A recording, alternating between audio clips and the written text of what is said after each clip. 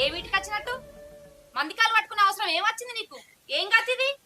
అది చూడు ఎట్లా ఎడుతుందో. ఏందిరా ఇది? వద్దంటే ఇనుకోపోతే ఏమైనా నమ్మి చేతిలో పని పోగొట్టుకుంటా.